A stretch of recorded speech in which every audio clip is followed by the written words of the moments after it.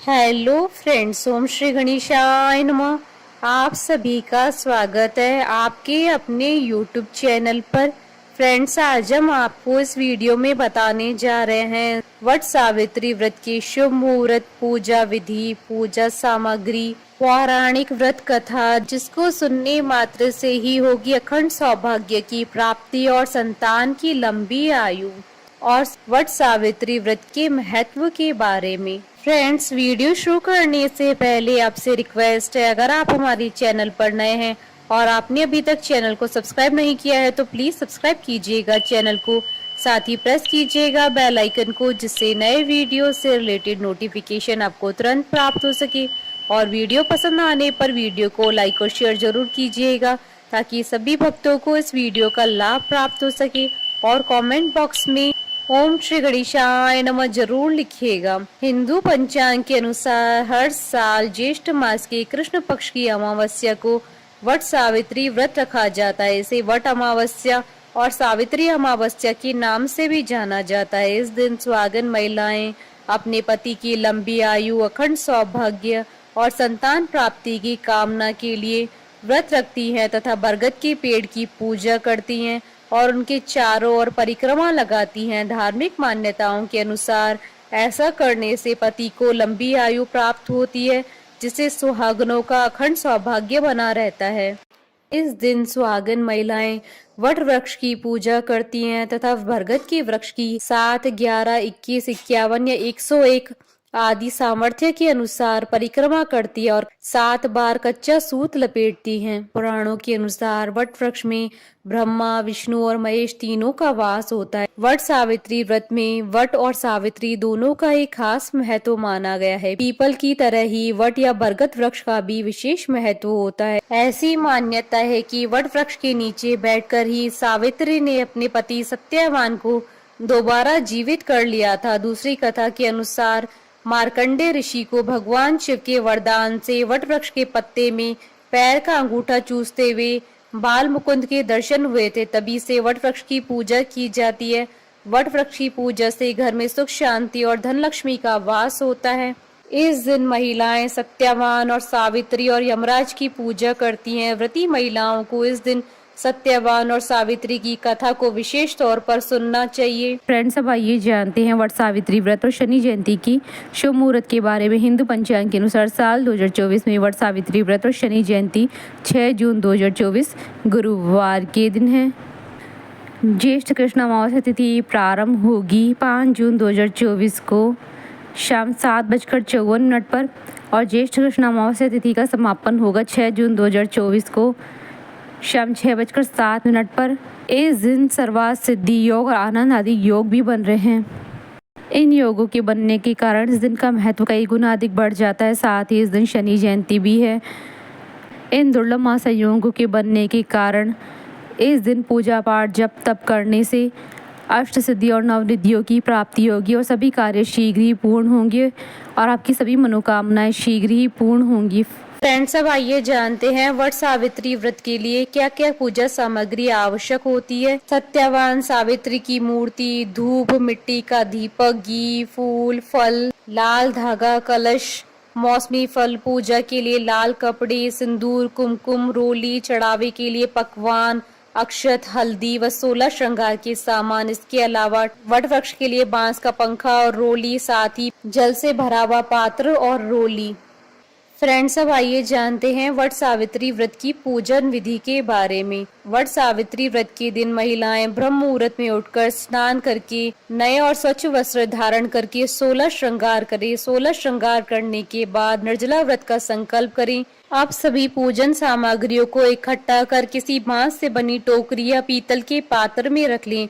फिर पहले घर में पूजा करें और सूर्य भगवान को जल चढ़ाएं। इसके बाद बांस की टोकरी में सप्त धान्य भरकर ब्रह्मा की मूर्ति की स्थापना करें। ब्रह्मा के वाम पार्श्व में सावित्री की मूर्ति भी स्थापित करें। इसी प्रकार दूसरी टोकरी में सत्यवान तथा सावित्री की मूर्तियों की स्थापना करें। इन टोकरियों को वट वृक्ष के नीचे ले जाकर रखें। इसके बाद ब्रह्मा तथा सावित्री का पूजन करें। तत्पश्चात सावित्री तथा सत्यवान की पूजा करके बड़ की जड़ में पानी दें। पूजा में जल, मोली, रोली, कच्चा सूत, भिगोया हुआ चना, फूल तथा धूप का प्रयोग करें।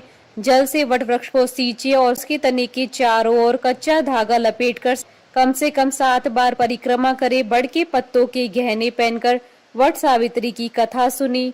भीगे हुए चनों का बायना निकालकर नगद रुपए रखकर सासू जी के चरण स्पर्श करें। यदि सास वहां न हो तो बायना बनाकर उन तक पहुंचाएं। वट तथा सावित्री की पूजा के पश्चात प्रतिदिन पान, सिंदूर तथा कुमकुम से सौभाग्यवती स्त्री की पूजन का भी विधान है। यही सौभाग्य पिटारी के नाम से जानी जाती है। सौभाग्यवती स्त्रियों का भी पूजन होता है। पूजा समाप्ति के बाद ब्राह्मणों को वस्त्र तथा फल आदि वस्तुएं बांस के पात्र में रखकर दान करें।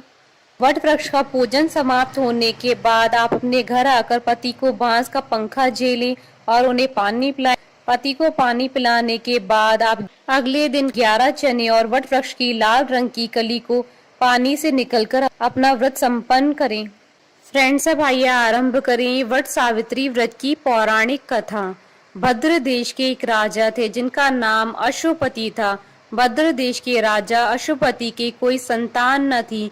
उन्होंने संतान की प्राप्ति के लिए मंत्रोच्चारण के साथ प्रतिदिन 1 लाख आहुतियां दी। 18 वर्षों तक यह क्रम जारी रहा। इसके बाद सावित्री देवी ने प्रकट होकर वर दिया कि हे राजन, तुझे एक तेजस्वी कन्या पैदा होगी। सावित्री देवी की कृपा से जन्म लेने के कारण से ही कन्या का नाम सावित्री रखा गया। कन्या बड़ी होकर बेहद रूपवान हुई। योग्य वर न मिलने की वजह से सावित्री के पिता दुखी थे। उन्होंने कन्या को स्वयं वर तलाशने के लिए भेजा। सावित्री तपोवन में भटकने लगी। वहां साल्व देश के राजा धूम्रसेन रहते थे। क्योंकि उनका राज्य किसी ने छीन लिया था, उनके पुत्र सत्यवान को देखकर सावित्री ने पति के रूप में उसका वरण किया। ऋषि राज नारद को जब यह बात पता चली तो वह राजा अशुपति के पास पहुंचे और कहा कि हे राजन, यह क्या कर रहे हैं आप? सत्यवान गुणवान है, धर्मात्मा है और बलवान भी है, पर उसकी आयु बहुत छोटी है। वह अल्प आयु है। 1 वर्ष के बाद ही उसकी मृत्यु हो जाएगी। ऋषि राज नारद की बात सुनकर राजा अशुपति घोर चिंता में डूब गए। सावित्री ने उनसे कारण पूछा तो राजा ने कहा, पुत्री, तुमने जिस राजकुमार को अपने वर के रूप में चुना है वह अल्प आयु है। तुम्हें किसी और को अपना जीवन साथी बनाना चाहिए। इस पर सावित्री ने कहा, पिताजी, आर्य कन्याएं अपनी पति का एक बार ही वरण करती है। राजा एक बार ही आज्ञा देता है और पंडित भी एक ही बार प्रतिज्ञा करते हैं और कन्यादान भी एक ही बार किया जाता है।